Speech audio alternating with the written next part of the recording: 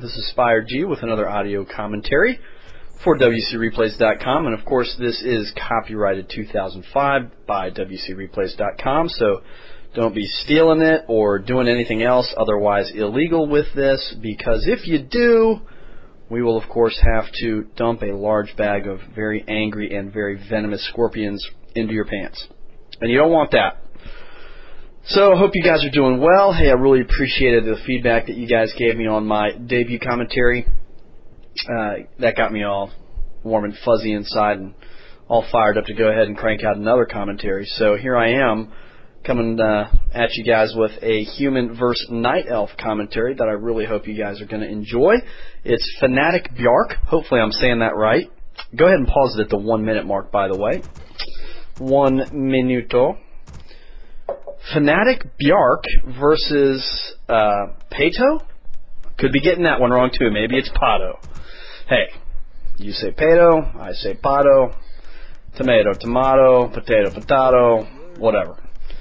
I think I'll go with Pato, but maybe I'll say Pato too. Who knows? We'll mix it up a little bit. But anyway, hopefully I'm not offending anybody by pronouncing their names wrong, but I'm doing the best I can here. So this is a great game, though. This features a nice approach to this matchup for the human. He's going to go, as you'll see it unfold here in a minute, he's going to go for knights, priests, and mortars. And he's going to get master priests, which means inner fire. And that's really the glue that holds the strategy together, in my opinion. But let's take a look at it, shall we? I think this is a good, solid strategy that you can use. I've seen it used to great effect by a number of different people, and it's not something that you see game in and game out, but it's not exactly uncommon either, so I think this is a pretty reliable strat, particularly if you know that your opponent is doing the typical kind of archer to a couple of dryads and then mass bears.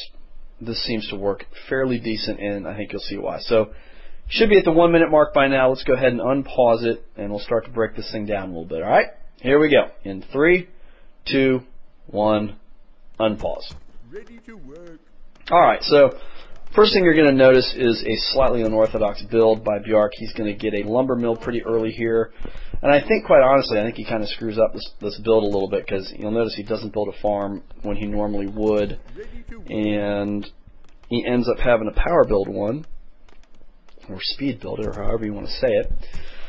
I think, why would you go with the early lumber mill? Really, I wish I could get inside of Bjark's head and tell you exactly why he did it, but I can't do that, so I'm going to have to speculate. All right? I think there are two things that he could have been thinking. One, on this map, if you get a close spawn against Night Elf, it's not a bad idea to tower rush. And so, you know, you get that early lumber mill almost like, hey, just in case I've got a close spawn and I want to just go right after him as soon as my hero pops out. That's one reason. Another is this. I think on this map, typically, you will creep with militia quite a bit, particularly that first green camp, as you're going to see Bjark do here in a second. And it's not uncommon to use militia to creep out those ogre camps as well. And so you don't want, you know, while you're running your militia all over the map, that can slow down your lumber harvesting a little bit, which means you tech a little slower. And, you know, he knows he wants to get to tier 3, and he wants to be able to tech at least at the same pace that the Night Elf is in this game. And so, you know, hey, not a bad idea to have that lumber mill back there, so that even though you're using those militia to help you creep, as you see him doing here, that doesn't kill you in terms of lumber harvesting and tech time and all that good stuff. So anyway, he sends his archmage and a footman out to kind of figure out what's going on. And again, I think maybe what he's thinking here is, where the heck is the demon hunter? You know, as he's wandering around the map, he's probably waiting for that demon hunter to show up, as he always does, kind of mana burning your hind parts every time you turn around. And he's like, well, where's the mana burn? Where's the demon hunter? What's going on? What's my opponent doing? I better go find out. I better take a little peek and see what he's doing. So he discovers we have the Tinker.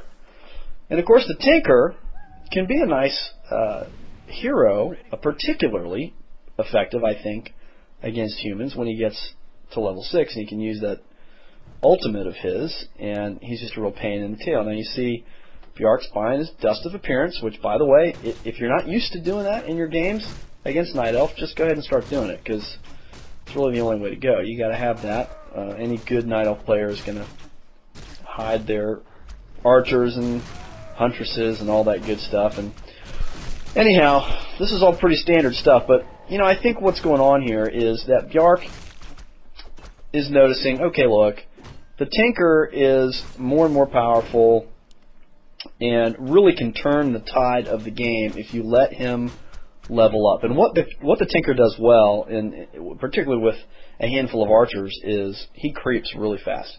I mean, he can creep almost any map or any creep camp on this map already with the archers that he's got, and with a Tinker.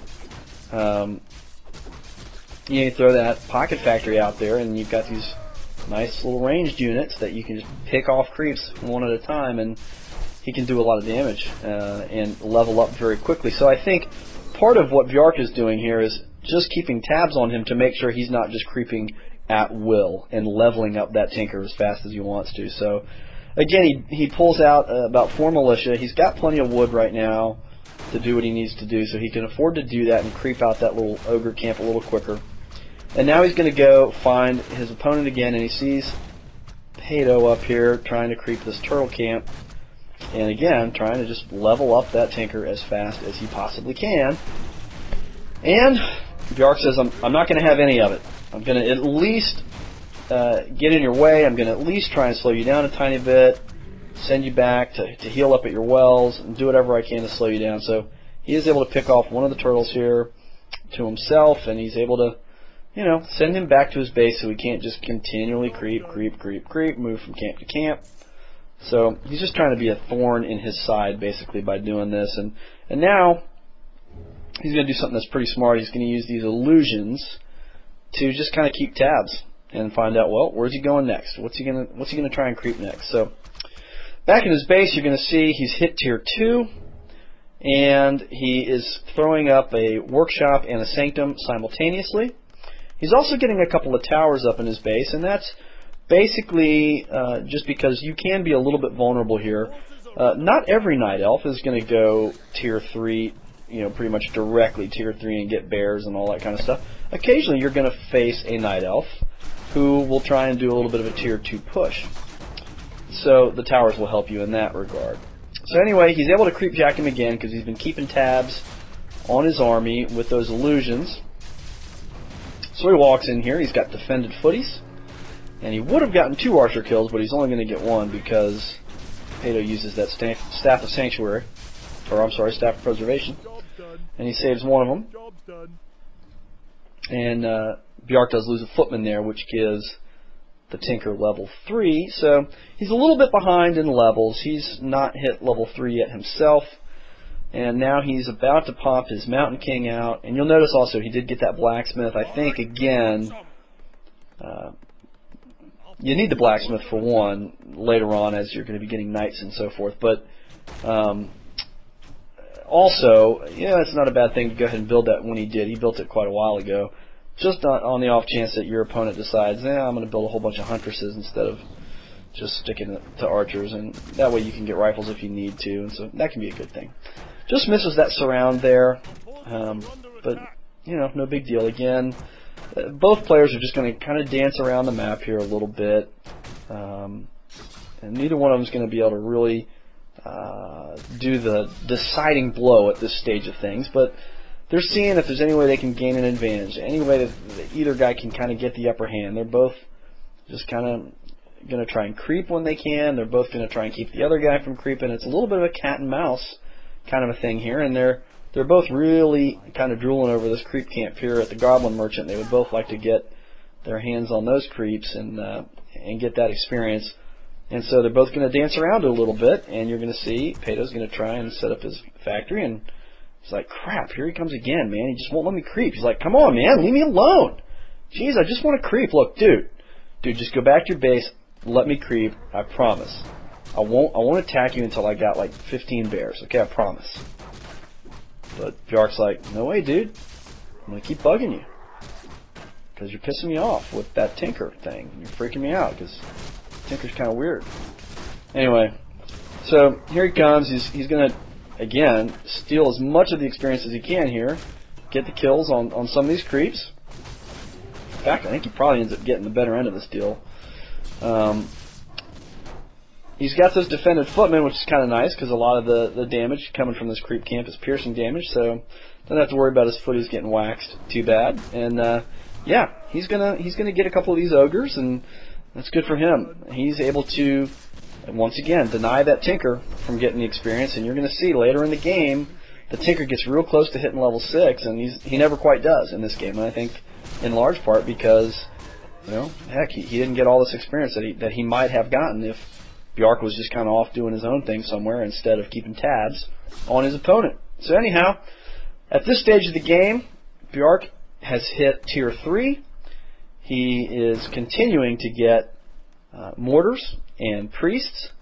His priests are at adept right now. He is going to research animal war training for his knights, and he is going to get another priest, and then he's going to get inner fire. You see he's already researched flare on his mortars. As you see, he just used one right there.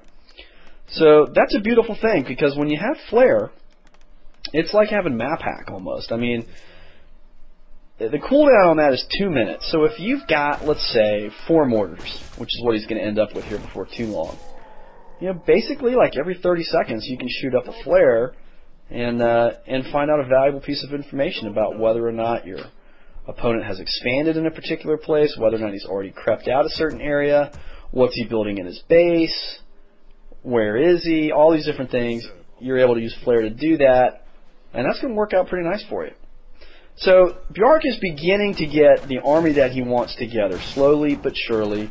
It's starting to come together, and he's got his paladin out now.